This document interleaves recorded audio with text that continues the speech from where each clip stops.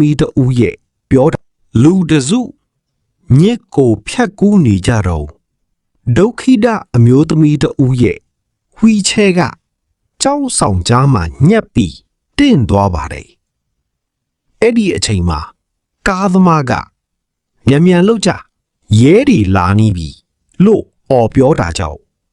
လူတွေအားလုံးမြစ်ကိုဖြတ်ကူးသွားကြပေမဲ့အဲ့ဒီအမျိုးသမီးကတော့ဝီချဲနဲ့အတူကြံရစ်ခဲ့ပါတယ်အမျိုးသားတစ်ယောက်ကသူမကိုဆွဲထုတ်ဖို့ကြိုးစားနေတော့မိုက်ကယ်ဆိုသူကကြိုးတစ်ချောင်းပစ်ပြီးရင်မင်းကိုဒီမှာပဲထားခဲ့ပြီးလင်းတာတွေအစာကျွေးမလို့ပဲလို့ရက်ဆက်ပြောလိုက်ပါတယ်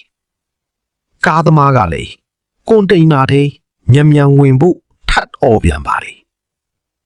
အဲ့ဒီအခါဒုက္ခိတအမျိုးသမီးကကျမတို့ကိုထားမသွားပါနဲ့ရှင်တို့အကူအညီလိုပါတယ်လို့တောင်းပန်ကြပါတယ်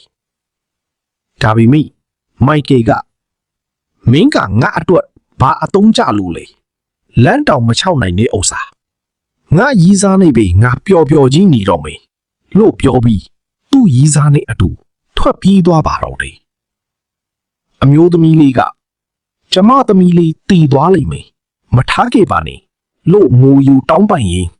ဝီချဲကိုအတင်းယုံလိုက်ရမှာဝီချဲနဲ့အတူ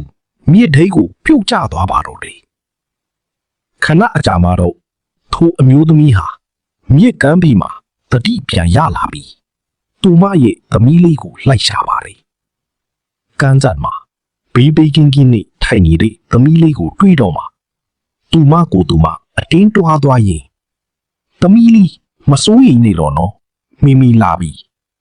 အတုံးမကြတဲ့သမီးအဖေမပါပြီငါတို့နှစ်ယောက်ရှိဆက်ကြတာပေါ့လို့ဂတိပေးလိုက်ပါတယ်